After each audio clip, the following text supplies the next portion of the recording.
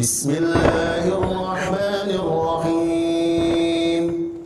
Bismillahirrahmanirrahim. Assalamualaikum warahmatullahi wabarakatuh.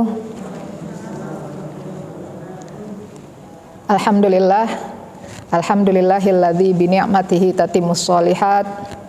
Asyhadu an la ilaha illallah wahdahu la syarikalah wa asyhadu anna Muhammadan abduhu wa rasuluh wa khataman nabiyyin nabiyyinal mukhtar Rasulullah Muhammad sallallahu alaihi wasallam wa ala alihi min azwajihi wa dzurriyyatihi wa min ashabihi ajma'in wa man tabi'ahu bi ihsan ila yaumiddin, amma ba'du. Akhwati fillah, a'azzani Allah wa iyyakunna jami'a. Kita memuji Allah, kita bersyukur kepada Allah Subhanahu wa taala atas karunia limpahan rahmat, curahan rahmat Allah Subhanahu wa taala. Allah anugerahkan pada kita hidayah, inayah, taufik dan banyak sekali nikmat-nikmat yang lainnya yang tidak bisa kita hitung. Bertemunya kita di majelis ilmu ini juga adalah salah satu nikmat Allah yang sangat besar yang Allah anugerahkan kepada kita semua. Semoga menjadi wasilah bertemu Allah, bertemu Rasulullah sallallahu alaihi wasallam di surga. Amin. Kemudian salawat dan salam kepada Rasulullah sallallahu alaihi wasallam. Allahumma shalli ala Muhammad wa ala ali Muhammad. Yang mana Rasulullah di rumahnya turun wahyu. Rasulullah bersama keluarganya dan mempraktekkan isi wahyu tersebut, termasuk perintah sholat, dan mempraktekkannya bersama keluarga, para sahabat seluruhnya, bagaimana praktek sholat. Dan dari situlah kita belajar bagaimana sholat. Dan Rasulullah menyampaikan, "Shallu kama ra'aitumuni usolli." Di dalam sabdanya mengatakan, "Sholatlah kalian sebagaimana kalian melihatku sholat." Maka semua ibadah sholat kita yang sudah diajarkan Rasulullah Sallallahu Alaihi Wasallam dengan lengkap, tata caranya seperti apa, bacaannya seperti apa, gerakannya seperti apa, tinggal kita ikuti, kita pelajari, kita contoh, maka kita sholat sebagaimana sholatnya Rasulullah Sallallahu Alaihi Wasallam. Hari ini silahkan membuka halaman 96, bagaimana cara Rasulullah sholat, dan di situ ada beberapa poin. Ketika kita melaksanakan sholat, seperti apa gerakannya? Yang pertama, ini digabung seluruhnya tentang rukun sholat, wajib sholat, dan sunnah sholat. Pada pertemuan yang lalu kita sudah membahas tentang syarat sholat. Ya, syarat sholat itu dipenuhi sebelum pelaksanaan sholat itu dimulai. Syarat sholat itu sebelumnya. Adapun rukun, wajib, dan sunnah sholat itu di dalam sholat itu sendiri. Jadi kalau syarat harus dipenuhi sebelum, rukun, wajib, dan sunnah di saat sholat itu berlangsung. Apabila syarat dan rukunnya tidak dipenuhi, dua, syarat dan rukunnya tidak dipenuhi, maka batallah sholatnya. Batal artinya tidak dihitung sholat. La yuqbalullahu sholatuh, Allah tidak menerima sholatnya. Akan tetapi apabila yang sunnahnya tertinggal baik dengan sengaja ataupun tidak, maka tidak batal sholatnya. Sedangkan syarat sholat yang tertinggal batal, tidak sah. Jika rukun yang tertinggal dengan sengaja ya, rukunnya tertinggal dengan menyengaja, maka batal sholatnya, karena menyengaja, tidak sah sholatnya. Tapi jika tidak menyengaja, tidak sengaja meninggalkannya karena lupa berarti, maka menggantinya dengan sujud sahwi. Insyaallah nanti kita akan, jika cukup waktu, sampai kepada sujud sahwi. Nah, akhwati fillah, silahkan buka halaman 97. Yang pertama, menghadap ke arah kiblat, berdirilah di dekat sutroh. Antuna sudah paham ya, sutroh itu apa ya? Kalau membawa sesuatu tidak ada sutroh di masjid itu, ini kebetulan kita di masjid ada sutroh, kita letakkan sutroh di depan kita ya, yang seperti itu ya, yang ada seperti meja atau dinding sedikit ya, tiang begitu. Nah, letakkan di depan kita. Kalau tidak ada, cari tiang masjidnya, jadi tiang itu jadi sutrohnya. Kalau seperti ini tidak ada tiang di tengah, maka kita cari sutrohnya. Kalau bawa tas nggak ada sutroh nih di masjidnya, kadang tidak semua masjid menyiapkan sutroh, maka tasnya, apalagi ibu-ibu nih biasanya nggak ketinggalan tas kan, jangan diletakkan di samping, tapi letakkan di depan supaya orang yang lewat di depannya tidak mengapa, boleh, karena sudah dianggaplah bahwa tas tadi menjadi sutroh kita. Jangan lupa menghadap ke arah kiblat. Kemudian yang kedua, hadirkan niat. Ini sebelum sholat, sebelum mulai takbir, hadirkan niat. Untuk membedakan sholat yang akan kita laksanakan ini sholat wajib atau sholat sunnah. Karena makna niat menurut lughah adalah al-qasdu. Maksud, tujuannya apa? Pelaksanaan ini mau apa? Dalam rangka apa?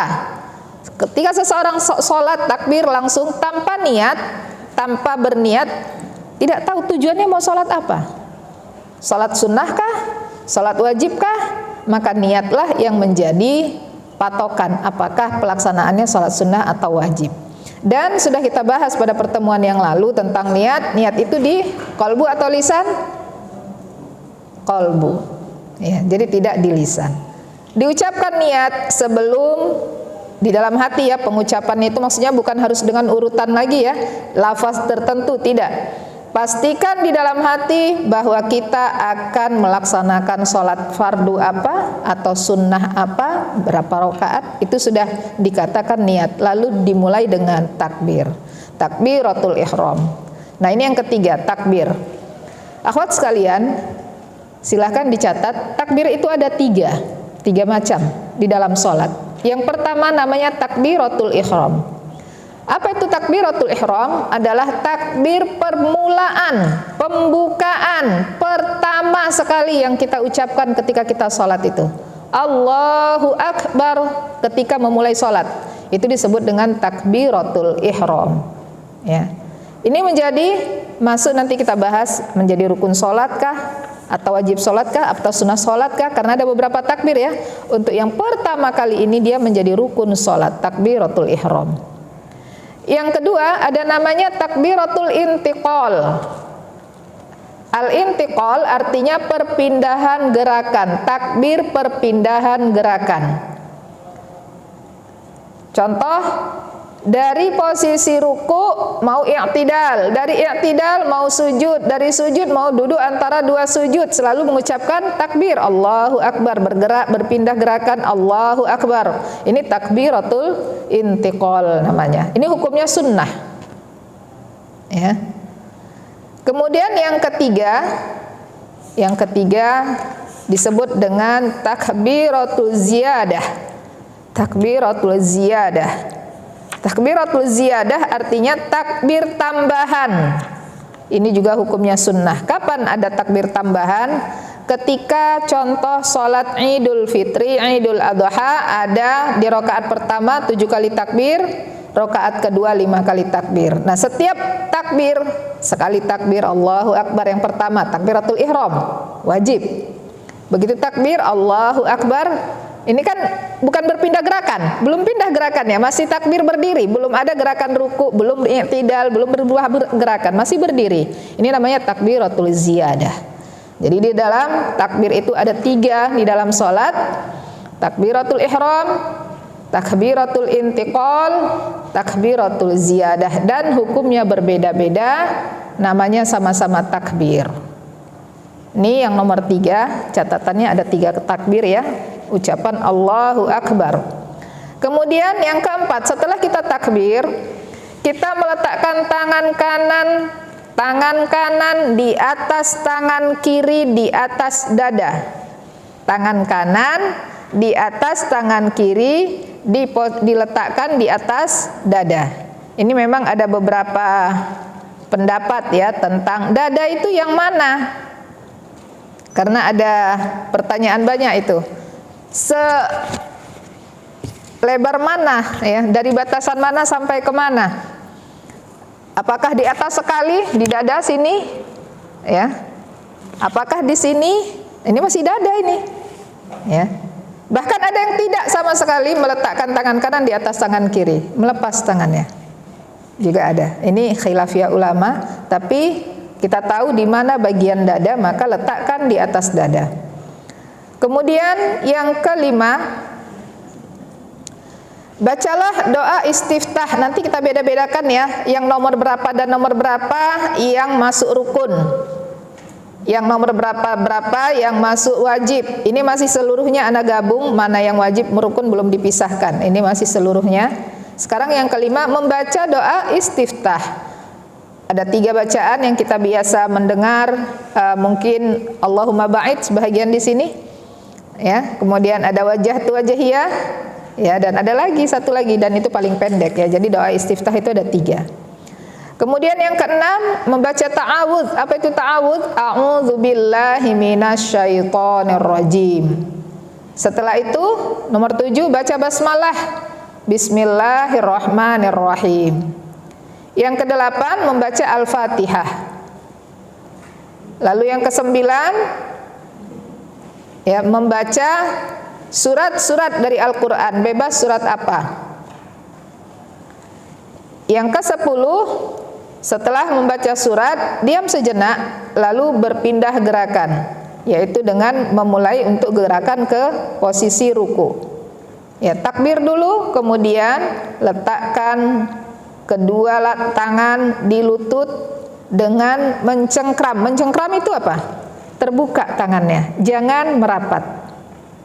Ya, terbuka posisi tangannya, memegang lutut, kedua lutut. Tentu saja kalau dipegang di kedua lutut, tidak di bawahnya mengarah ke betis, tidak ke atasnya mengarah ke atas, maka posisi punggung kita akan rata. Ya, kalau yang dipegang benar-benar lututnya. Kemudian kepala tidak didongakkan ke atas dan tidak ditundukkan ke bawah. Rata punggungnya. Kemudian yang membuat rata punggungnya apa? Siku tidak menempel ke perut, tapi jauhkan dari perut, jauhkan dari lambung. Ya, dengan begitu akan rata punggungnya. Apabila tadi tidak seperti itu gerakannya, maka akan turun atau bahkan naik, sehingga tidak rata punggungnya. Jadi yang membuat rata punggung kita ketika ruku adalah tangan memegang di lutut, kepala tidak diturunkan dan tidak dinaikkan, siku tidak mengenai ke lambung, tapi jauh dari lambung. Ini gerakan ruku.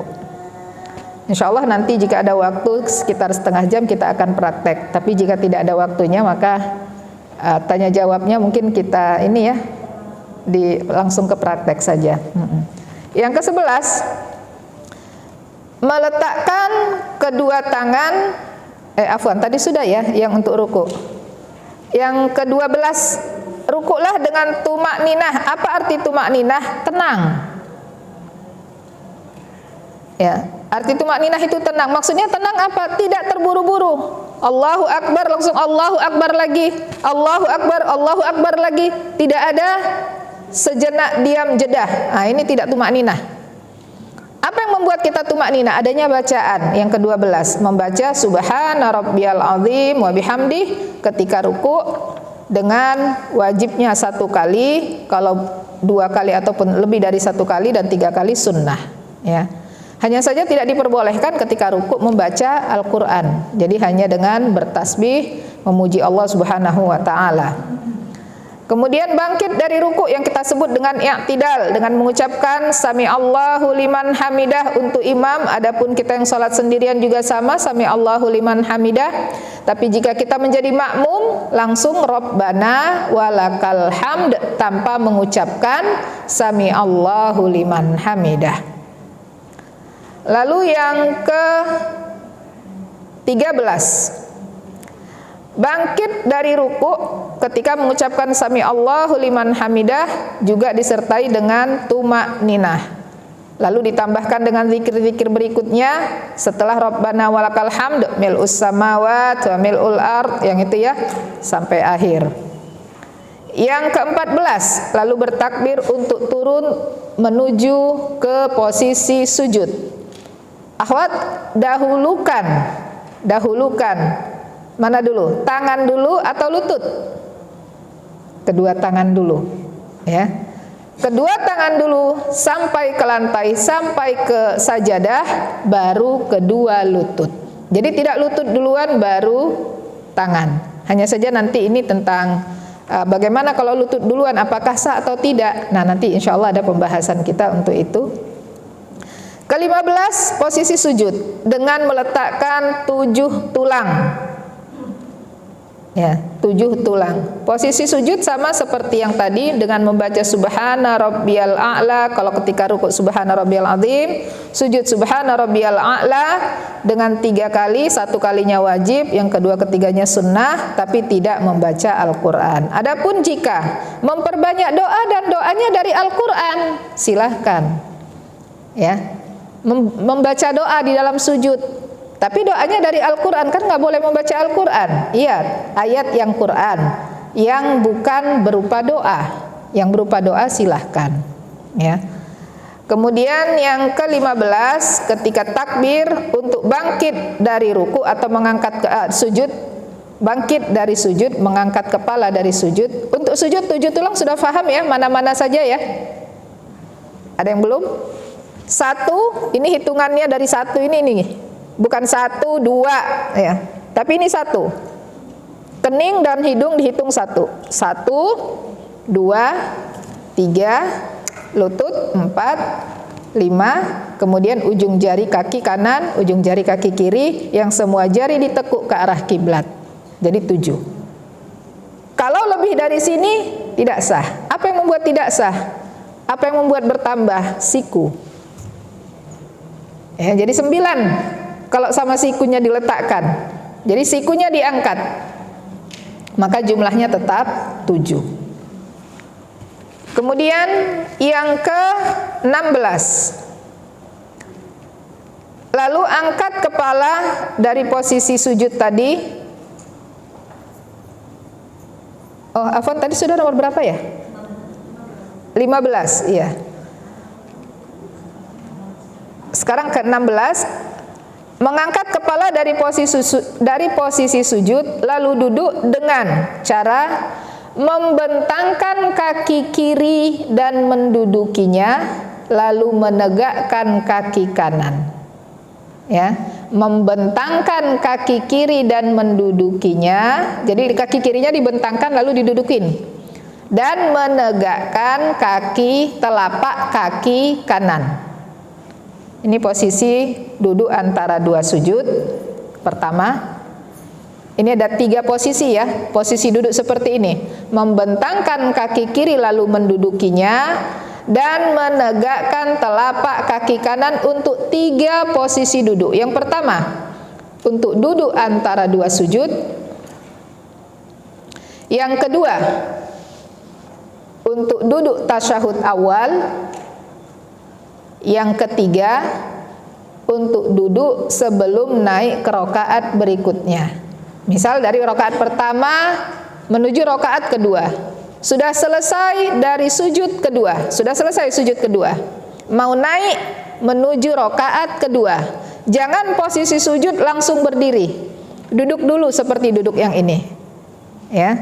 Maka 3 posisi untuk 1 cara duduk ini. 3 itu adalah yang pertama, duduk antara 2 sujud, duduk tasyahud awal, dan duduk perpindahan rakaat ya, sebelum berpindah ke rakaat berikutnya. Yang ke-17,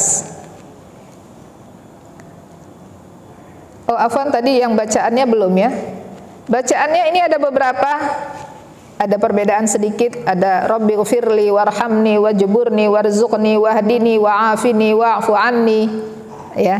Ada lagi yang tidak sampai 7. Rabbighfirli warhamni wajburni warfa'ni wahdini warzuqni, 6 ya. Jadi untuk yang 6 kata, untuk yang 7 kata tidak masalah. Bahkan ada yang hanya Rabbighfirli, nah itu boleh. Kemudian yang ke-17, takbir untuk sujud yang kedua sebagaimana sujud yang pertama, yaitu dengan meletakkan 7 tulang. Yang ke-18, mengangkat kepala dari sujud sambil bertakbir, lalu sujud sejenak untuk berpindah ke rakaat berikutnya. Ya, ini tadi sudah sama cara duduknya seperti duduk ketika antara 2 sujud. Yang ke-19, Lakukanlah sebagaimana yang engkau lakukan pada rakaat pertama, dan apabila membaca surat setelah Al-Fatihah, maka surat tersebut, surat yang di rakaat kedua lebih pendek daripada surat yang dibaca pada rakaat pertama. Yang ke-20, setelah selesai dari rakaat kedua, maka kita ada duduk tasyahud. Kalau dia 4 rakaat atau 3 rakaat berarti duduknya duduk tasyahud awal. Cara duduknya sama seperti duduk ketika duduk antara 2 sujud. Tadi sudah kita bahas ya. Kemudian yang ke-21 adalah duduk untuk tahiyat akhir. Yang ke-22, ketika tasyahud kita ada membaca puji-pujian kepada Allah, kemudian sholawat kepada Rasulullah Shallallahu Alaihi Wasallam dan zikir-zikir. Ke-23, tasyahud akhir dengan mengucapkan salam assalamualaikum ke kanan dan ke kiri. Kemudian yang terakhir adalah setelah mengucapkan salam, zikir dan doa. Nah, itu rangkaian sholat Rasulullah. Sekarang kita bedakan mana yang menjadi rukun. Tandain di situ halaman 99. Tidak semuanya rukun. Artinya kalau ada yang lupa wajib sujud sahwi kah? Tidak semuanya. Yang wajib sujud sahwi apabila dengan tidak sengaja, karena lupa ya, tidak sengaja tertinggal, maka diganti dengan sujud sahwi. Tapi jika tidak sengaja lupa, dan setelah lupa pun tidak tahu harus bagaimana ya. Ada seseorang ketika sholat dia ingat, oh iya tadi lupa ini, nanti berarti sujud sahwi nih. Begitu salam, assalamualaikum, lalu aktivitas baru ingat, oh iya tadi belum sujud sahwi, jadi sujud sahwi pun lupa. Sujud sahwi itu kan karena lupa, ternyata sujud sahwinya pun lupa. Ya, nanti kita bahas tentang pembahasan sujud sahwi ya. Yang pertama yang menjadi rukun, mungkin akhwat tandain rukun gitu, nanti tulis ya. Yang rukun-rukunnya adalah yang pertama takbiratul ihram. Karena ini rukun, tidak boleh tidak mengucapkan takbir ketika di awal. Benar-benar Allahu Akbar. Ya. Nanti bagaimana gerakannya? Takbiratul ihramnya kita praktek ya. Ini Anda bacakan dulu. Dengan mengangkat kedua tangan sejajar dengan bahu atau di bawah cuping telinga. Dengan tangan terbuka rapat menghadap ke arah kiblat. Kesalahannya apabila ini terlalu tinggi, tidak sejajar bahu, terlalu tinggi di atas kepala ini atau sejajar kepala, sedangkan takbir sejajar dengan bahu. Kemudian jangan merenggang atau salah satu jari terpisah, biasanya kelingking atau jempol. Kalau nggak begini, ini yang ke sana. Ini semua rapat. Lalu menghadapkan ke kiblat, arahkan tangannya, takbirnya menghadap ke kiblat. Jangan ini ngadap ke sini, ini ngadap ke sini. Gini. Ini ngadap sini. Ya, tapi takbir ke arah kiblat. Sejajar dengan bahu atau di bawah telinga. Tidak jauh dari telinga. Kalau udah seperti ini, dekat ke telinga, dekat ke bahu. Jangan di bawah, jangan jauh tinggi di atas. Apabila seperti ini gerakannya, maka siku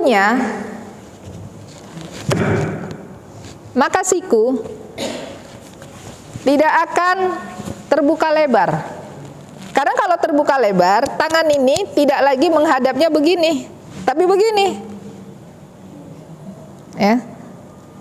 Kalau seperti ini, posisi tangannya di bahu, kemudian ini menghadap ke arah kiblat, merapatkan jari jemari, maka tidak ada yang terganggu dengan kiri kanan kita. Tidak ada yang kesikut. Nggak ada yang merasa kesempitan gara-gara kita. Ya. Insya Allah nanti kita praktekkan. Ini menjadi rukun sholat yang pertama. Yang kedua, berdiri ketika sholat fardu. Tapi kalau sholat sunnah boleh duduk. Jika mampu sholat fardu berdiri, kalau tidak mampu ya Allah memberikan rukhsah kepada orang sakit ya. Kemudian yang ketiga yang menjadi rukun salat, membaca Al-Fatihah di setiap rakaat salat. Lalu yang keempat adalah ruku, yang kelima tumakninah. Ruku yang keempat, yang kelima tumakninah. Tumakninah masuk dalam rukun salat. Artinya kalau tidak tumakninah tidak sah salatnya. Walaupun ada pendapat satu ulama Imam Al-Hanafiyah ya, berpendapat boleh tidak tumakninah. Maka kalau akhwat sekalian perhatikan, berkumpulnya jamaah seluruh dunia itu kan di Makkatul Mukarramah ya, Masjidil Haram Makkah dan Masjidil Haram Nabawi. Itu kalau yang bermazhab Imam Hanafi ya, dari Bangladesh, dari Sri Lanka, India, itu kurang tumakninah karena bagi mereka sunnah. Adapun pendapat ulama lainnya, Imam Malik, Imam Asy-Syafi'i, Imam Hambali berpendapat wajib, bahkan masuk dalam rukun. Artinya tidak tumakninah tidak dihitung salat. Sebagaimana dalam hadis tentang salatul mukhti namanya, atau salatul musi'. Seseorang datang ke masjid lalu salat, Rasulullah rupanya diam-diam memperhatikan dia salat. Selesai dia salat, dia ucapkan salam kepada Rasulullah. Assalamualaikum ya Rasulullah.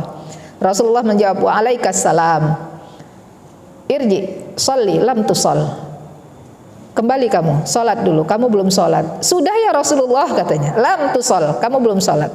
Dia enggak membantah, dia salat lagi. Selesai salat, dia kembali ke Rasulullah. Dan Rasul katakan irji sholli lam tusol. Yang kedua kalinya ini dia ditegur. Lalu yang ketiga kali masih begitu juga, alimni ya Rasulullah. Kalau begitu ajarkan aku ya Rasulullah. Yang mana salahnya? Bagian mana yang salah? Ternyata dia tidak tumakninah. Jadi dari hadis musi tadi atau mukhti tadi dikatakan bahwa tumakninah menurut ulama Imam Malik, Imam Asy-Syafi'i dan Imam Hambali masuk dalam rukun salat. Tidak sah salat apabila tidak tumakninah. Buktinya seseorang tadi disuruh ulang lagi.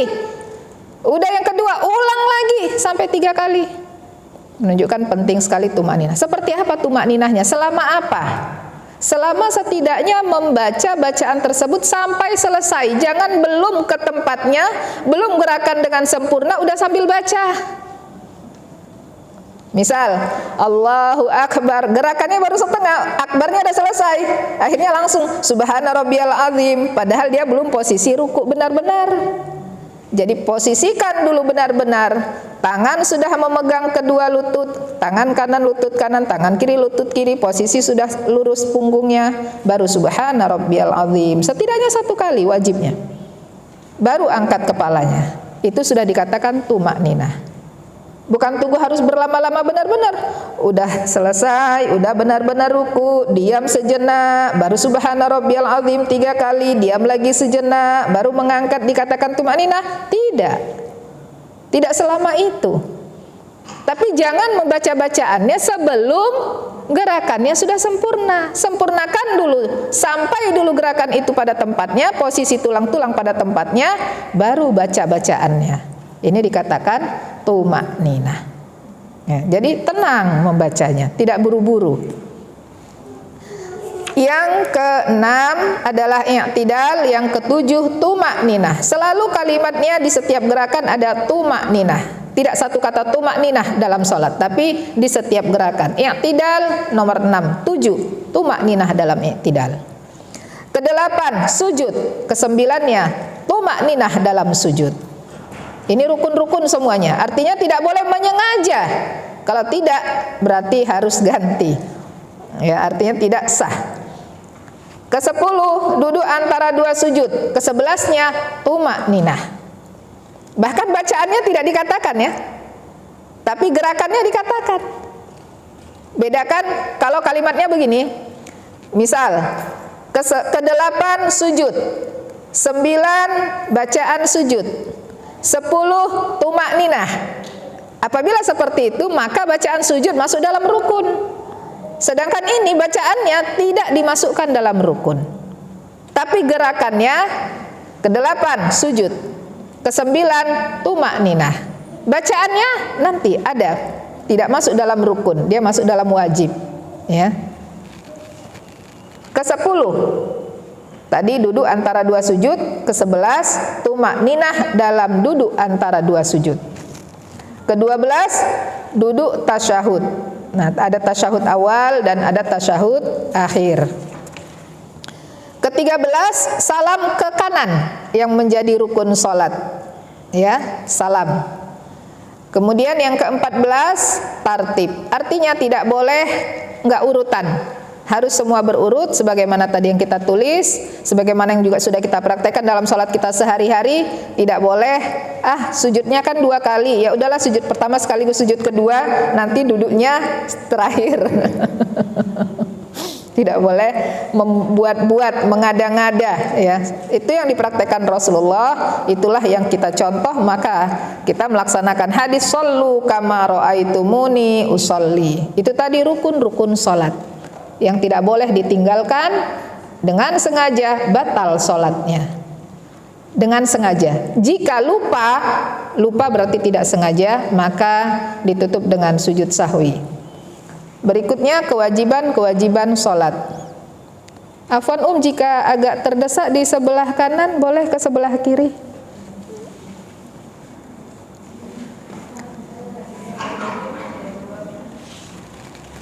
Ya, kewajiban salat. Sekarang yang menjadi wajib salat apa? Yang pertama, doa iftitah. Ini tadi yang Anda sampaikan, ada beberapa contoh doa iftitah, ya. Allahumma ba'id baini wa baina, yang itu satu. Kemudian ada yang wajahiyah lilladzi fataras samawati wal ard, yang itu, ya, yang kedua.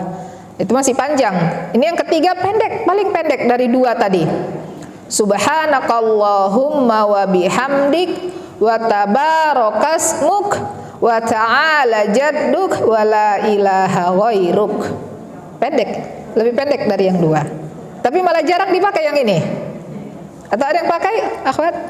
Ya, ini yang paling pendek ini. Ya. Ya, silakan kalau mau pindah dulu, Ana tunggu. Iya, silakan pindah dulu.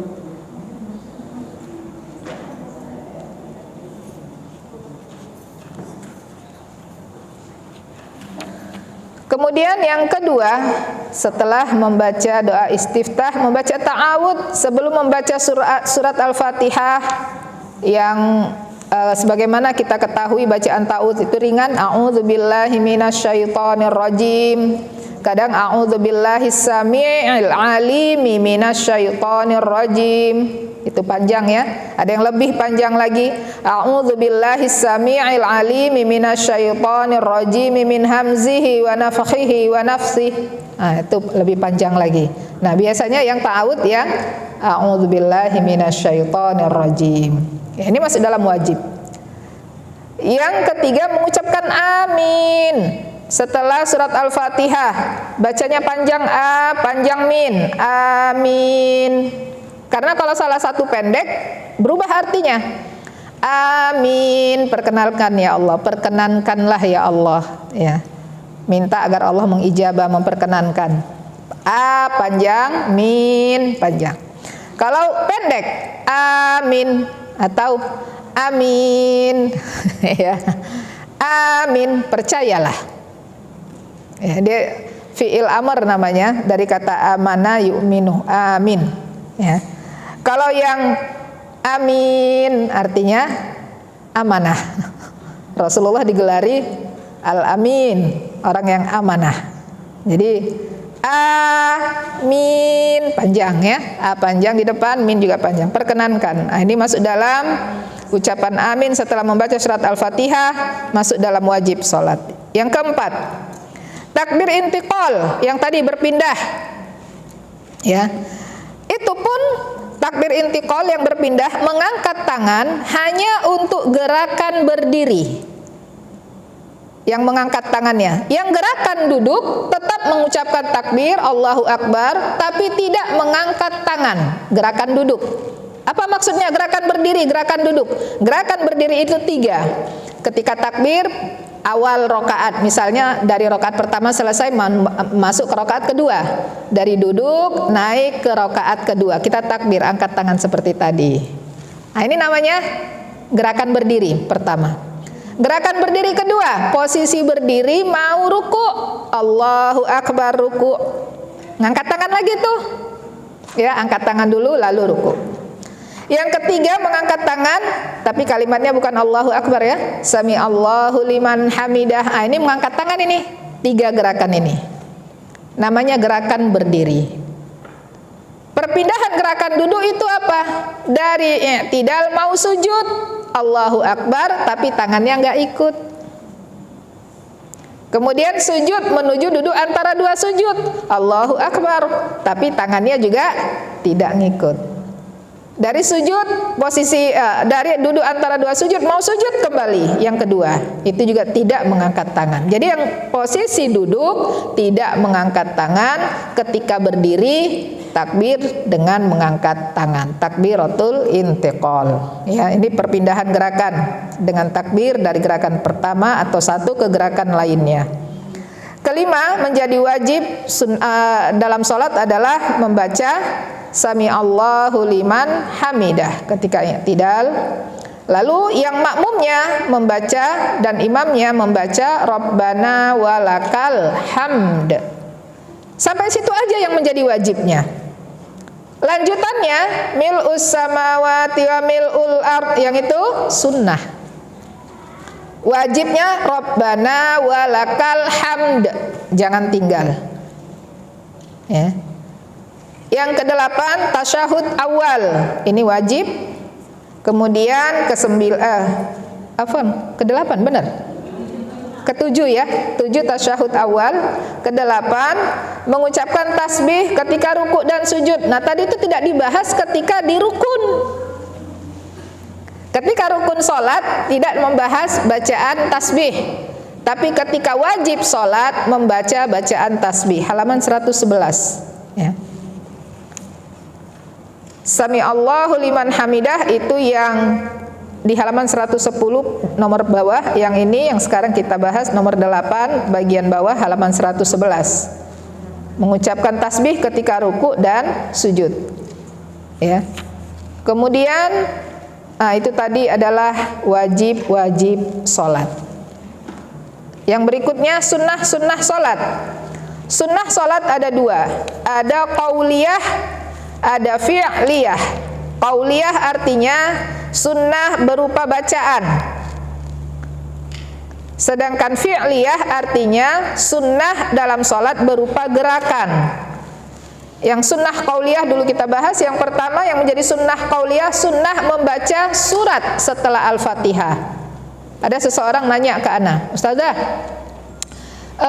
baca surat itu aja boleh nggak? Rokaat pertama itu, rokaat kedua itu lagi, boleh nggak? Sah nggak sholatnya? Sah. Bahkan tidak dibaca hukumnya tetap sah karena dia sunnah, gitu. Tapi rugi, nggak dapat pahala sunnah. Jadi usahakan baca surat yang diambil dari Al-Quran. Kalau tidak hafal yang banyak suratnya, ya ambil yang sedikit.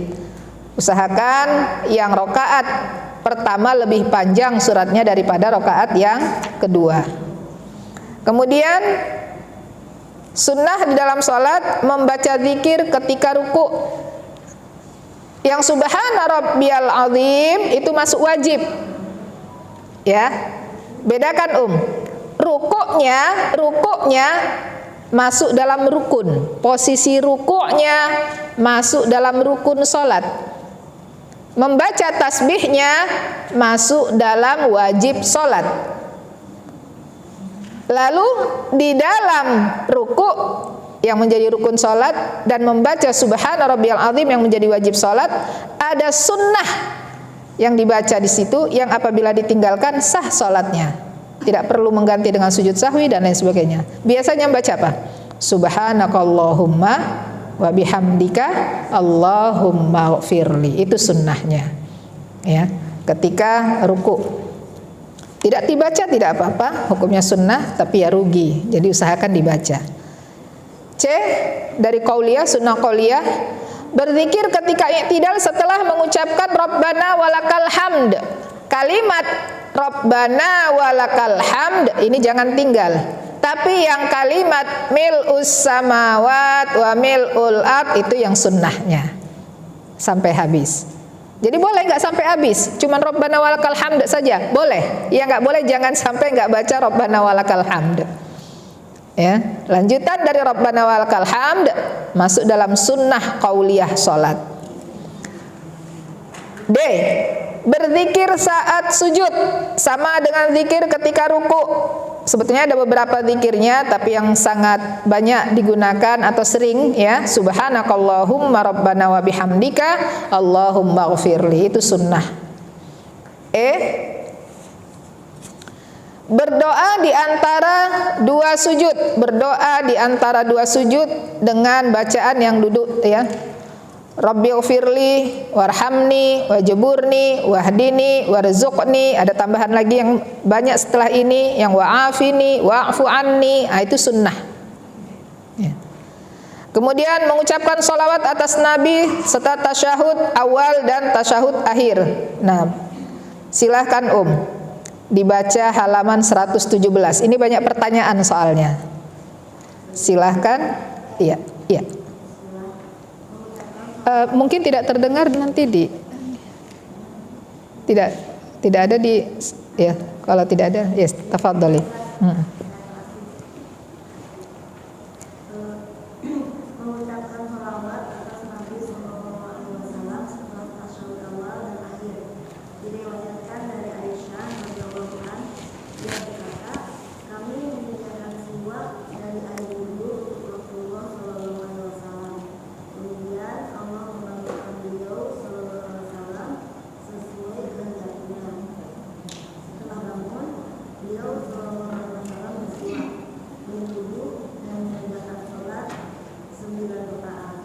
Beliau tidak duduk pada rakaat tersebut kecuali pada rakaat ke-8. Ketika duduk, beliau sallallahu alaihi wasallam berdoa kepada Rabbnya dan bersalawat kepada Nabi-Nya. Setelah itu beliau sallallahu alaihi wasallam bangkit menuju rakaat ke-9 tanpa mengucapkan salam. Kemudian beliau duduk, lalu memuji Rabbnya dan bersalawat kepada Nabi-Nya. Kemudian berdoa lalu mengucapkan salam. Bacaan salawat yang paling baik adalah Iya, nah ini yang mau Ana sampaikan setelah penjelasan yang dibacakan Ukhti Leni tadi ya, Ukhti Lilis. Bacaan sholawat terbaik adalah yang buka buku halaman 117. Perhatikan kalimat Ana, setiap yang Ana baca jangan terlewat satu kata pun. Karena ini banyak pertanyaan tentang ini. Diikuti bacaannya. Allahumma sholli ala Muhammadin, sampai situ ya. Allahumma sholli ala Muhammadin wa ala ali Muhammad kama shallaita ala ali Ibrahim innaka hamidum majid. Sampai situ dulu. Ada beberapa yang bacanya bukan ini, ada tambahan dikit. Apa tambahannya? Nah, Ana sudah membuka beberapa kitab, Fathul Bari, Bulughul Maram, ini memang anaknya Fathul Bari lah kira-kira begitu ya, ringkasannya lagi. Tidak ada kata Sayyidina. Ya, tidak ada kata Sayyidina. Jadi kalau seseorang di luar sholat silahkan. Tapi jika di dalam sholat, sholawat terbaik sudah diajarkan Rasulullah. Dari kitab-kitab yang membahas tentang sifat sholat Nabi, bacaan sholawatnya persis ini. Ana karena membawa kitab ini. Kalau Ana bawa kitab semuanya kan lumayan repot ya. Jadi Ana tidak membawa semuanya. Nah ini kemudian ada tambahan sedikit juga di kalimat Ibrahim, juga kadang pakai Sayyidina ya. Jadi Allahumma sholli ala Muhammad wa ala ali Muhammad. Ummahat tolong diperhatikan hurufnya. Wa ala ain ali hamzah, jangan semuanya ain. Wa ala ali wa ala ali, ain ya di huruf ala, ali Hamzah Muhammad. Kama shallaita ala ali Ibrahim. Jadi jangan semuanya ala ain semua. Ya. Kita lanjutkan sedikit lagi.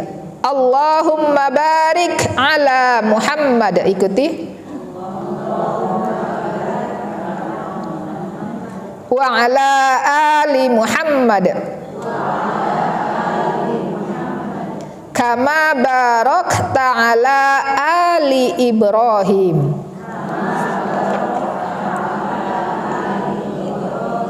Innaka Hamidum Majid. Ada sedikit juga dengan yang kadang-kadang ada tambahan Sayyidina. Jadi tidak ada. Dan ini sholawat terbaik bisa dilihat kalau dalam yang buku ini ya. Coba lihat nomor 357 di bawah. Ada catatan kaki diambil dari kitab Sahih Al-Bukhari nomor 6357 dan Sahih Muslim nomor 406. Dan selain keduanya, artinya tidak hanya dua hadis diambil dari Bukhari dan Muslim, tapi hadis-hadis yang lain yang banyak juga menyampaikan ucapan sholawat di dalam sholat ini. Ya, jadi bukan soal pelit memuji Rasulullah. Bahkan kalau tingkatan antara Rasulina Muhammad, Nabiyina Muhammad dengan Sayyidina Muhammad, tinggi Rasulina. Karena tidak semua Nabi Rasul. Sayyidina dengan Nabiyina, apalagi lebih tinggi Nabiyina. Sayyid, siapa aja boleh dipanggil Sayyid. Ya, misalnya memanggil Sayyidina Ali, Sayyidina Khalid bin Walid, Sayyidina Amr bin As, boleh. Tapi tidak semua dipanggil Nabiyina, karena disaring lagi. Allah memilih orang-orang pilihannya menjadi Nabi. Dari Nabi Allah pilih lagi orang-orang pilihannya di antara Nabi menjadi Rasul. Jadi ketika Rasulullah mengajarkan inilah cara sholawat yang disebutkan di dalam solat, dan kita shollu kama ra'aitumuni usolli, solatlah kalian seperti apa aku solat, baik secara qauliyah maupun secara fi'liyah. Ikuti cara solatnya Nabi. Nabi baca apa dalam solat, Nabi bergerak seperti apa dalam solat, tinggal ngikut persis seperti gerakan dan bacaan solat Nabi. Berikutnya mengucapkan salam yang kedua, ini sunnah. Berdoa setelah tasyahud awal dan akhir ya. At-tahiyat was-shalawat wat-thayyibat. Kadang enggak pakai wa, boleh at-tahiyatus shalawatut thayyibat, ya enggak pakai huruf wa. Assalamu alayka ayyuhan nabi wa rahmatullahi wa barakatuh. Assalamu alayna wa ala ibadillahis sholihin. Asyhadu an la ilaha illallah wa asyhadu anna Muhammadan abduhu wa rasuluh. Kemudian diakhiri dengan salam. Dengan salam yang pertama adalah wajib, yang kedua sunnah. Lalu halaman 120, berzikir dan berdoa setelah sholat. Nah, zikir dan doanya ini ada beberapa, dan insya Allah nanti bahasannya panjang ya untuk khusus zikir dan doa. Kita lompati dulu, silakan membaca sendiri ya halaman 120 sampai 122. Mudah-mudahan antuna sudah hafal semua. Itu sunnah qauliyah. Yang berikutnya sunnah fi'liyah, yaitu gerakan. Apa saja gerakan yang menjadi sunnah di dalam sholat? Meletakkan sutroh, sunnah. Sah tanpa sutroh? Sah. Tapi usahakan sutroh, diusahakan supaya dapat pahala sunnah. Kemudian memudahkan orang lewat. Kalau ada yang mau lewat, nggak terhalang gara-gara kita sholat. Ya, dia mau lewat, aduh ada orang sholat nggak bisa lewat nih. Tapi kalau ada sutroh, kita lewat di luar sutroh tersebut ya. Kemudian mengangkat tangan saat takbiratul ihram ruku, mengangkat kepala setelah ruku, dan ketika berdiri dari tasyahud awal. Ini sunnah ya. Anda lanjutkan, meletakkan tangan kanan di atas tangan kiri di atas dada. Yang tadi kok ada yang nggak pakai begini bersedekap, ada yang lurus aja ke bawah tangannya, ya karena itu juga sunnah, jadi boleh. Kemudian yang D, melihat tempat sujud. Di sini kalau nggak salah ada pertanyaan, bagaimana kalau sholatnya merem? Soalnya terganggu kalau terbuka matanya, gitu ya. Atau dialihkan, tidak melihat tempat sujud tapi tempat yang lain, misalnya ke arah ke bawahnya, gitu ya. Dikarenakan ini suka terganggu dengan gambar sajadahnya, entah gambar mukena orang yang di depan, bunganya terlalu rame, ya. Maka polos supaya tidak terganggu, karena kita menutup mata ketika sholat itu makruh. Malah yang benar tidak menutup mata, tapi supaya khusyuk. Berarti ada yang mengganggunya. Apa yang mengganggunya? Ya itu tadi gambar-gambar. Gambar-gambar saja ada, kadang ada tulisan-tulisan di kaos itu ya, itu mengganggu. Jadi jangan memakai seperti itu supaya tidak mengganggu yang lain. Jadi tidak perlu menutup mata. Kemudian meratakan punggung, tidak mengangkat dan tidak menundukkan kepala, memegang erat kedua lutut dan merenggangkan kedua tangan saling menjauh. Yang tadi tidak nempel ke perut maksudnya ya. Itu sunnah. Kemudian meletakkan tangan terlebih dahulu daripada lutut ketika turun untuk sujud. Nah, ini juga sunnah. Artinya kalau duluan tidak tangan baru lutut, tapi lutut dulu baru tangan, sah. Tidak harus menggantinya dengan sujud sahwi. Kesembilan, menempelkan 7 bagian tulang tadi. 1, 2, 3, 4, 5 lutut, kemudian kedua ujung telapak kaki atau jari-jari. Itu sunnah. Menempelkannya yang sunnah, bukan gerakannya, ya, menempelkannya. Kemudian duduk iftirash, yaitu kaki kiri diduduk-duduki dan kaki kanan ditegakkan. Ini ketika 3 posisi tadi, yaitu duduk antara 2 sujud, duduk ketika tasyahud awal, dan duduk ketika berpindah dari gerakan rakaat 1 ke 2 dari 3 ke 4. Kemudian memanjangkan waktu di antara duduk antara 2 sujud, memanjangkan waktu berlama-lama, sunnah. Ya. Yang J, duduk sejenak sebelum bangkit menuju rakaat kedua atau keempat. Duduk sejenak, itu tidak langsung, duduk dulu sebentar. Berapa sebentarnya seberapa? Sehitungan tumak ninah. Huruf K, bertumpu ke lantai dengan kedua tangan ketika bangkit dari duduk ke rakaat berikutnya. Jadi dengan menumpukan tangan itu pun masuk dalam hitungan sunnah. Kalau tidak pakai itu langsung aja naik, masih kuat tanpa bertumpukan itu, gitu ya. Itu seolah-olah seperti alat bantu. Sebetulnya tidak ada sunnahnya kalau dikerjakan. Ya. Kalau tidak, ya tidak apa-apa, sah. Ya, itu sunnah. L, duduk iftirash untuk tasyahud awal dan duduk tawarruk untuk tasyahud akhir. Kemudian yang terakhir M, memberi syarat dengan telunjuk ketika tasyahud yang dimulai dari awal hingga akhir doa dan mengarahkan pandangan kepadanya. Jadi kita melihat telunjuk kita ketika tasyahud awal dan tasyahud akhir, yang saat itu kita mengepalkan tangan membentuk angka 53. Ya. Paham ya 53 ya? Ini angka 5 ini Arab. Ini angka 3. Ya, jadi membentuk angka 53 Arab memegangnya. Nah, itu tadi sunnah-sunnahnya, wajibnya dan rukunnya. Mudah-mudahan sudah paham. Masih ada waktu kita selesai sampai jam berapa?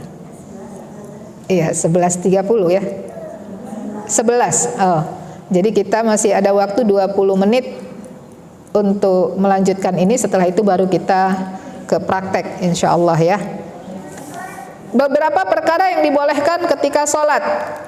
Silahkan Bu Leni. 1.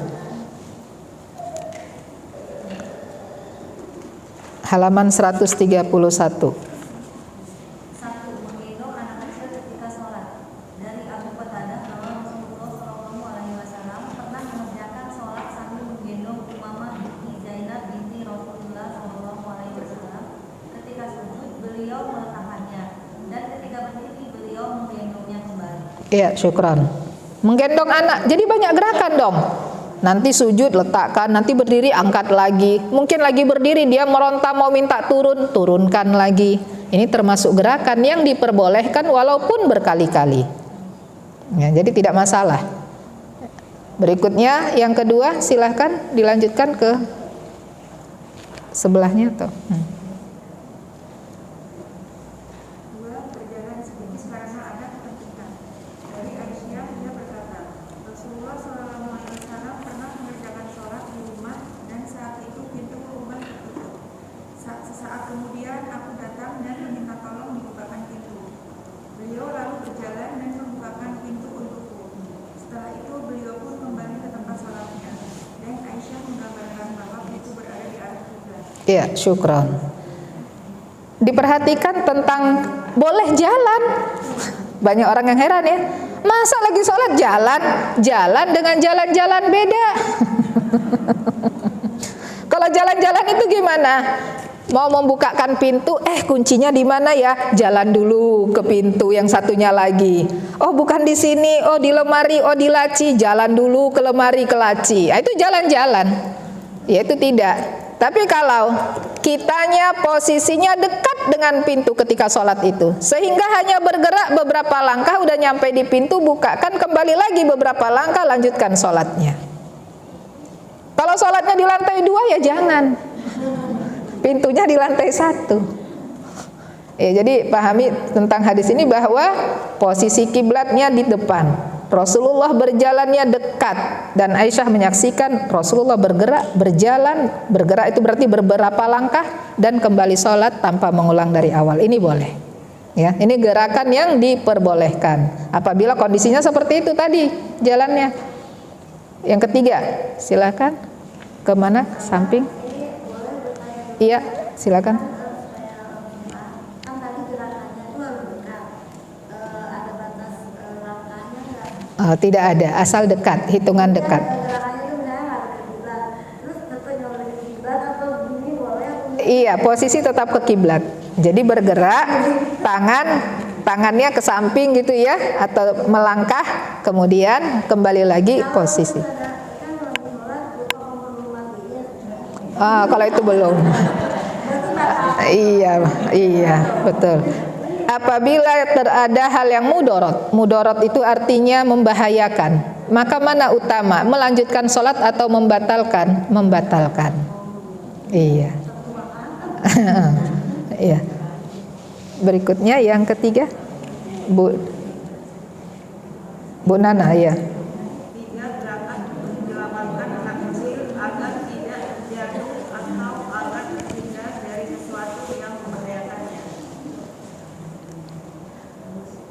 Dari Ar-Razzaq. Dari Ar-Razzaq berkata, aku pernah berada di daerah Ahwaz untuk memerangi orang-orang Quraisy. Khawarij. Ketika aku berada di bibir sungai, tiba-tiba aku melihat ada seseorang yang sedang sholat. Dia adalah Abu Barzah al-Aslami. Saat itu tali kekang tunggangannya berada di genggamannya, namun tiba-tiba hewan tunggangannya itu menariknya, sehingga ia pun mengikuti unta tersebut. Berkata, aku pernah mengikuti perang bersama Rasulullah sebanyak 6, 7, 8 kali, dan aku pun menyaksikan kemudahan yang diberikan bagiku memulangkan tungganganku lebih aku senangi daripada meninggalkannya pulang menuju tempat kebiasaannya yang akan membuatku sengsara. Ya, syukran sampai situ Bu Nana. Nah, ini contoh selain menggerakkan tubuh ya, gerakan di dalam sholat selain karena menyelamatkan anak kecil, juga ada yang karena tunggangan, ya. Tapi sekali lagi gerakannya kalau menyelamatkan anak kecil itu dorurah banget, ya, dorurah sekali. Jadi khawatir terjatuh, khawatir terluka, begitu. Jadi kita misal sholat di samping tempat tidur, sebelum sholat udah diawasi lah, anak ditaruh di tengah, kasih bantal guling keliling kayak pagar, kita sholat. Sedang sholat terguling-guling dia sampai ke ujung, posisinya hampir sedikit lagi jatuh, kita angkat, pindahkan lagi ke tengah, lanjutkan sholatnya, boleh. Ya. Berikutnya yang nomor 4. Ya, Mendorong atau menghadap orang yang melintas di depan tempat sujud. Hal ini telah dijelaskan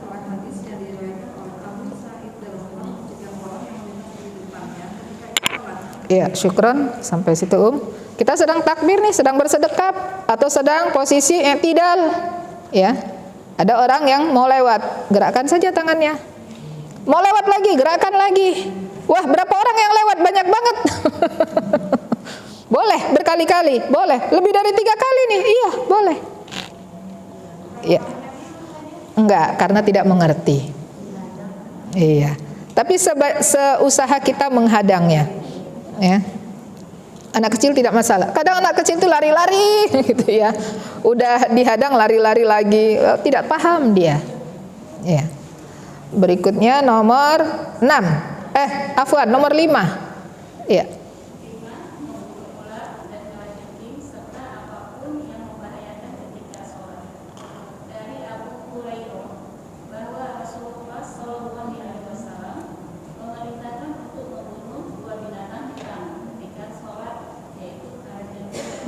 Iya, syukran Apalagi ularnya memang ya membahayakan, sudah mendekat. Kalau ularnya di dalam sarang, ya sudah, dia sudah diamankan, jangan dibunuh. Ini yang mengarah ke kita. Ya. Memang ada orang agak aneh ya, punya ular, peliharaan ular di rumah. Hobinya begitu. Ya, dia punya binatang-binatang yang berbahaya di rumah. Ya, kalau itu tidak untuk dibunuh, memang dia memelihara. Lanjut saja sholatnya. Tapi kalau yang membahayakan kita datang ke arah tempat kita sholat, silakan. Bagaimana dengan kecoa? Nggak masuk. Ya. Banyak orang mau sholat lari gara-gara kecoa kan? Ular nggak ada. Kalau Bu Nana lari gara-gara kucing. Nggak masuk. Tapi geli, walaupun geli. Yang tidak dua ini tidak ya. Karena tidak dianggap membahayakan. Nomor 6. Ya. Budila.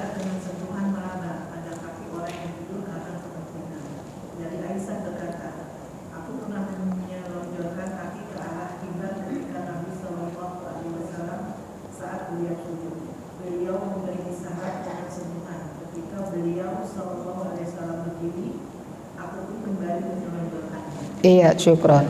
Dikarenakan ruangan Rasulullah ya cuma segitunya, itu buat sholat, itu buat tidur, tidak ruangan yang luas. Berbeda dengan rumah-rumah sekarang ya. Tempat tidur ada, ruang TV ada, ruang musola khusus di rumah juga ada. Tapi jika kondisinya sempit, diselonjorkan kakinya oleh Aisyah, ibunda kita radhiyallahu anha. Selesai, Rasulullah sholat lagi. Datang lagi kakinya, geser lagi.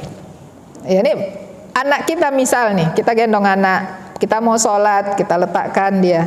Kita mau sujud, kakinya ke arah tempat sujud, geserkan saja. Ini sering ini ibu-ibu seperti itu, nggak masalah. Ya. Atau mungkin ada orang nih, kita letakkan tas di depan kita. Ini pengalaman, ada anak sholat dengan beberapa orang, dia letakkan tas di depannya. Ada orang lewat, tersentuh itu tas, sehingga karena tasnya agak tinggi jatuh ke arah tempat dia sholat. Ketika dia mau sujud, dia sujud di atas tasnya.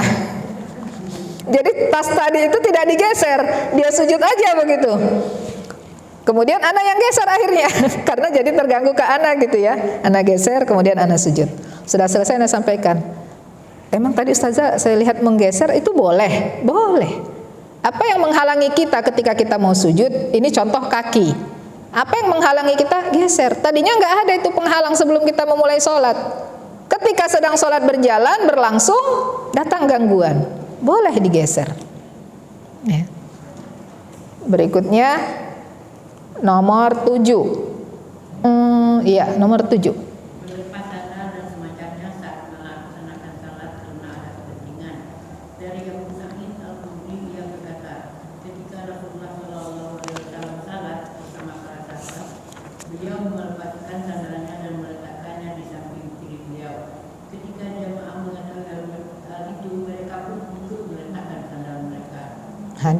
Al-hadis ini maksudnya hadisnya panjang. Syukron.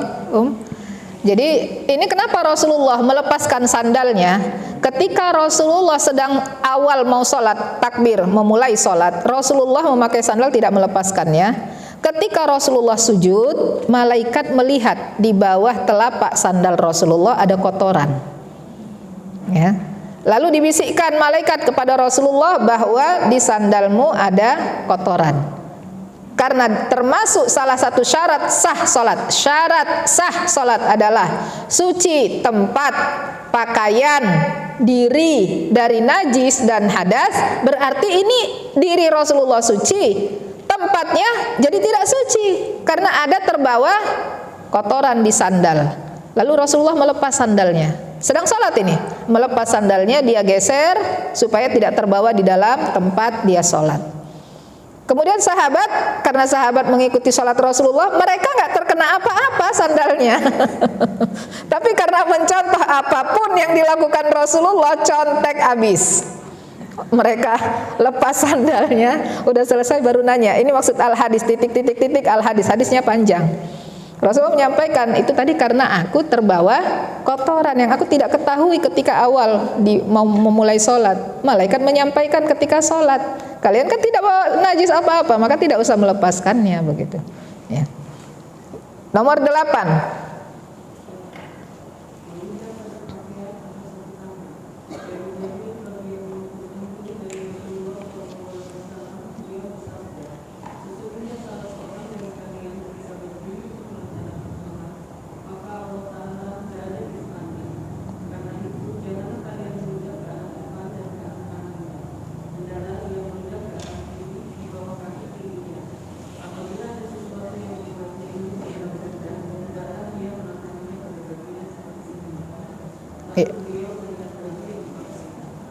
Ya, syukran. Ini ke kiri. Kalau dia sholat sendirian, ke kaki kiri di bawah telapak kaki kirinya, ya, jangan ke kiri udah sholat berjamaah, ke kiri ada orang di kiri ya. Jadi ke kiri di bawah telapak kaki kirinya sendiri. Apabila enggak ya risih, kadang jijik dan lain sebagainya, megang tisu boleh nggak dari awal? Boleh. Buang di tisu, ya. Lalu tisunya diletakkan lagi atau dibuang atau dikantongin. Ya. Kalau di mukena tisu nggak ada, sebelum sholat nggak ada rasa sedih, sedang sholat teringat sesuatu yang sedih lalu menahan tapi tetap keluar air mata, ada rasanya yang keluar dari hidung, boleh dilap? Boleh. Ya. Ada yang bisa dikeluarkan dari kiri, itu lebih tepat karena hadisnya menunjukkan perbuatan Rasulullah itu sunnah, ya, maka dibuang ke kiri. Ke-9.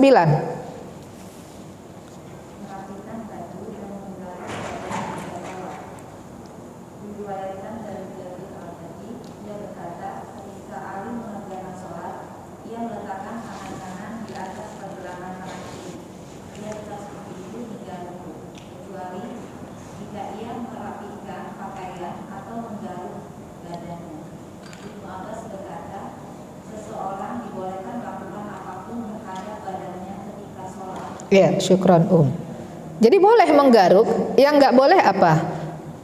Nggak ada urusan garuk-garuk. Ketika tidak ada kepentingan, maka jangan menggaruk-garuk. Misalnya nggak ada kepentingan, itu apa biasanya? Imamnya bacaannya panjang suratnya, lama banget sih. Nggak gatel kepalanya. Nah ini nggak boleh. Kita disuruh khusyuk mendengarkan bacaan imam. Ya, jilbab atau jilbab mukena tidak ada masalah, tidak ada yang perlu dirapikan. Tapi kalau memang sedang ada yang perlu dirapikan, maka dirapikan. Boleh, tidak masalah, walaupun melebihi 3 kali gerakan. Ke-10.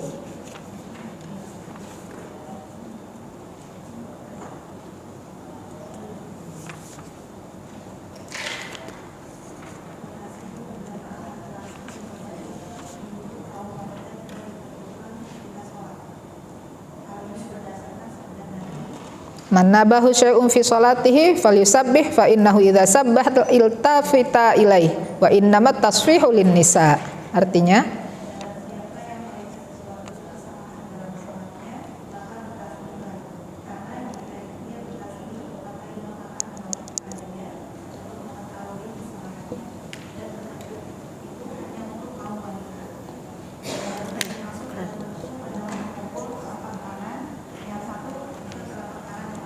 iya, syukran Cara bertepuknya ketika mengingatkan, yang pertama, mengingatkan maksudnya adalah mengingatkan gerakan, mengingatkan bacaan. Mungkin imam tersalah, ya, punggung ke perut atau telapak tangan.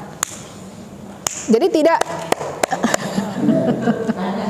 tepuk tangan itu, ya, ya.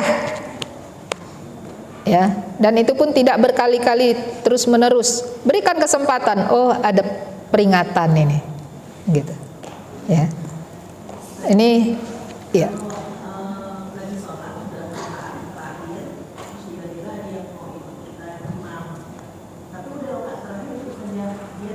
Iya. Enggak apa-apa, silahkan. Tetap terhitung berjamaah walaupun kita sudah terakhir. Dapat pahala sama seperti sholat berjamaah, tidak berkurang 27. Iya. Bahkan misalnya kita terakhirnya bukan sedang berdiri, sedang duduk. Duduknya udah duduk tahiyat akhir. Lalu dia tepuk dan dia duduk takbir di tahiyat akhir langsung posisinya. Ternyata kita salam, ya. Tetap dapat pahala sholat berjamaah 27. Nanti nggak ada ruginya, ya. Itu fadilah luar biasa Allah anugerahkannya, rahmat Allah. Nomor 11, menoleh ke arah kanan atau ke kiri karena ada kepentingan. Dari Jabir, ia berkata, ketika Rasulullah sakit demam, aku pernah mengerjakan sholat di belakang beliau yang mengimami sholat sambil duduk. Abu Bakar memperdengarkan takbirnya kepada jamaah. Beliau menoleh ke arah kami dan melihat kami mengerjakan sholat sambil berdiri. Setelah itu beliau menyuruh kami duduk, maka kami pun melaksanakan sholat sambil duduk. Ya, syukran. Boleh menoleh, boleh. Ini termasuk yang ada kepentingan. Yang tidak boleh, tidak ada kepentingan. Ya, jadi menoleh dalam sholat itu boleh. Maksudnya menoleh karena ada kepentingan. Menoleh itu apa? Bukan sekedar melirik, pipi sampai bergerak. Berbeda dengan menoleh hanya begini, melirik. Ya. Ini kalau ada kepentingan boleh. Ya. Nomor 12, memberi isyarat dengan tangan atau kepala karena ada kepentingan. Lanjutkan Bu Erni. Dari Jabir, dia berkata, Rasulullah Shallallahu Alaihi Wasallam pernah mengutusku, dan saat itu beliau sedang bergerak menuju arah Bani Mustalik. Aku pun mendatangi beliau ketika beliau sedang sholat di atas hewan tunggangannya. Ketika berbicara dengannya, beliau menjawab dengan mengisyaratkan tangan seperti ini, mempraktekkan isyaratnya. Lalu aku berbicara lagi kepada beliau. Namun beliau kembali menjawab dengan mengisyaratkan tangan seperti ini. Dan aku mendengar beliau membaca dan menganggukkan kepala. Seusai sholat, beliau bersabda, apa yang engkau lakukan terhadap apa yang engkau aku utus? Tidak ada yang menghalangiku menjawab pertanyaanmu selain sholat yang aku kerjakan. Iya, syukran Bu Erni. Jadi ketika orang sholat ada kepentingan orang mau berbicara dengan dia, dan orang ini nggak paham kalau dia sedang sholat. Seperti Rasulullah karena di atas tunggangan, sahabat nggak tahu kalau Rasulullah sedang sholat. Namanya sedang di atas tunggangan. Kalau sedang posisi sholat, benar-benar sholat kan bisa dipahami, oh ini sedang sholat. Tapi kalau sedang benar-benar di atas tunggangan kan tidak tahu. Maka Rasulullah memberi isyarat, hanya cukup mengangkat tangan. Lanjutkan sholatnya. Bicara terus, ya orang yang ngajak bicara ini terus melanjutkan. Lanjutkan sholatnya. Nah kita seperti apa misalnya mengalami kayak gini? Mungkin di kendaraan. Kita lagi kendaraan, misal naik kereta atau naik pesawat atau naik apa. Kita sedang sholat nih, posisi kaki ke bawah, kita posisi sedang sholat karena tangan kita mungkin di dalam jilbab. Dikira sama teman sebelah atau suami atau apa, kita sedang tidak sholat. Jadi diajak ngomong, kok diam aja, diajak ngomong nggak jawab. Iya kan, katanya misalnya. Iya kan Ma, kasih syarat, boleh. Ya. Selesai, tadi Rasulullah kata, tidak ada yang menghalangiku untuk menjawab pertanyaanmu kecuali karena aku tadi sedang sholat, kata Rasulullah. Jadi Rasulullah jelaskan setelah sholat, tadi kenapa tidak menjawab, hanya kasih isyarat, dikarenakan beliau sedang sholat. Itu boleh. Berikutnya nomor 13. Menjawab salam dengan isyarat tangan. Jika seseorang mengucapkan salam di saat engkau mengerjakan sholat, maka engkau tidak boleh menjawabnya, kecuali dengan memberi isyarat dengan tangan. Sebagaimana diriwayatkan dari Ibnu Umar, ia berkata, Rasulullah Shallallahu Alaihi Wasallam pernah keluar rumah menuju Masjid Quba untuk mengerjakan sholat. Kemudian datang golongan Ansar dan mengucapkan salam kepada beliau ketika beliau mengerjakan sholat. Aku bertanya kepada Bilal, bagaimana engkau melihat Rasulullah Shallallahu Alaihi Wasallam menjawab salam mereka sementara beliau sedang sholat? Ia menjawab begini, lalu ia membuka telapak tangannya. Telapak tangan berada di bawah dan punggung telapak tangan berada di atas. Iya, syukron. Sama seperti tadi. Jadi tidak menjawab salam, kecuali orangnya tidak tampak. Ini orangnya nampak, dia lihat kita sholat, kita pun tahu dia yang sedang mengucapkan salam ini bayangan-bayangannya, sehingga ketika kita begini dia paham. Tapi kalau orangnya tidak tampak, dia di luar pintu, Assalamualaikum, Assalamualaikum, tamu ini di pagar, di pintu, kita di dalam rumah kita mendengar ada orang Assalamualaikum, Assalamualaikum, kita begini ya percuma. Dia tidak akan lihat, tidak usah. Ya, tidak usah menjawabnya, tidak usah waalaikumsalam, tidak usah mengisyaratkan tangan. Kalau untuk mengeraskan suara ketika berpindah gerakan takbir intikal tadi, Allahu Akbar, agak keras suaranya dan kira-kira dia terdengar, silahkan. Tapi kalau tidak terdengar karena ruangannya besar, kita ada di kamar, dia ada di teras, Allahu Akbar pun dengan keras, nggak akan kedengeran. Ya tidak usah, lanjutkan saja sholatnya. Tidak usah menjawab salam, tidak usah mengisyaratkan tangan, tidak usah keras-keras suaranya. Nah, ini yang nomor 13 ya. Yang nomor 14, mengangkat kepala dari sujud untuk meyakinkan apa yang dilakukan oleh imam ketika imam sujud dengan sangat lama. Ketika engkau berada dalam satu jemaah, lalu imam memanjangkan sujudnya dan engkau tidak mendengar suara takbirnya atau tanda lainnya, maka dibolehkan bagimu mengangkat kepala untuk meyakinkan apa yang dilakukan oleh imam. Iya, sampai situ Bu Raini. Ini misalnya bingung ya, ini masih sujud tidak? Lama banget. Jadi kita kayak ngintip, angkat dikit. Boleh. Ini gerakan yang boleh. Ya, tapi tentu saja lama yang dimaksud ya memang lama. Jangan karena kita mau buru-buru. Masih toleransi lah lamanya, ya tunggu saja dulu. Sudah terasa, wah ini melewati kayaknya, baru ingin tahu, boleh. Terakhir ke-15.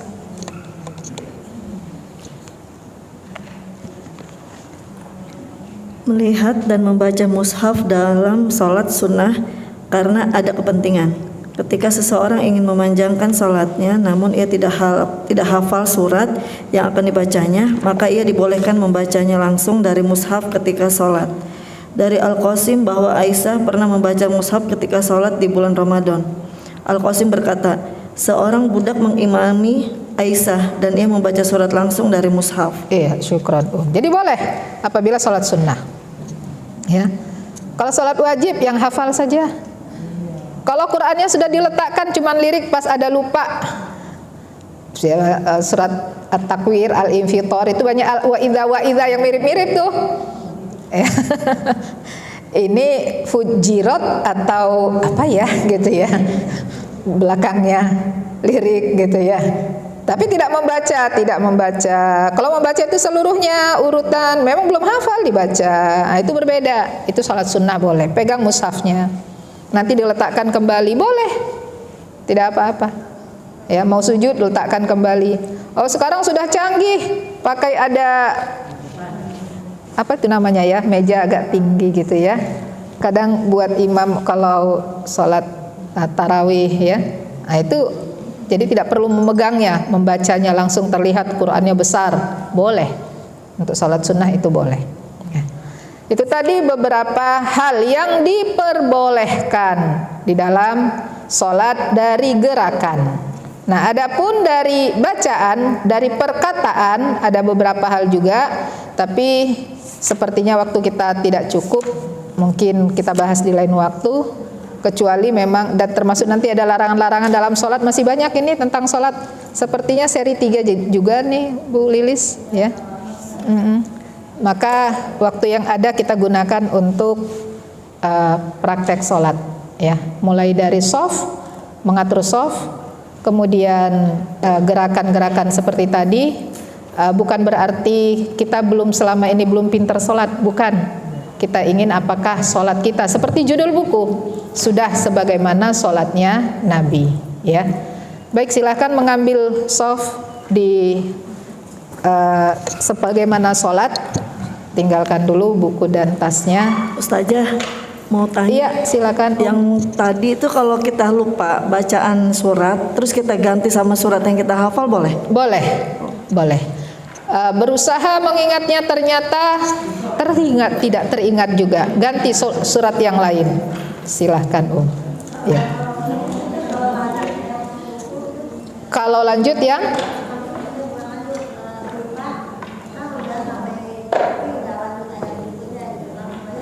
boleh. Jadi lupa tidak mengganti ayat yang lain, tidak melanjutkan surat yang tadi lupa juga, langsung saja ruku, boleh. Dikarenakan hukum membacanya sunnah tanpa menggantinya dengan sujud sahwi, ya. Nanti ada pembahasan lain lagi ya sujud sahwi. Tidak cukup waktunya, kita masuk ke gerakan sholat dulu dengan praktek insyaallah. Ana akhiri sementara karena setelah itu mungkin kita akan tutup ya dengan doa kafaratul majlis. Subhanakallahumma bihamdik nasyhadu an la ilaha illa anta nastaghfiruka wa natubu ilaik. Assalamualaikum warahmatullahi wabarakatuh.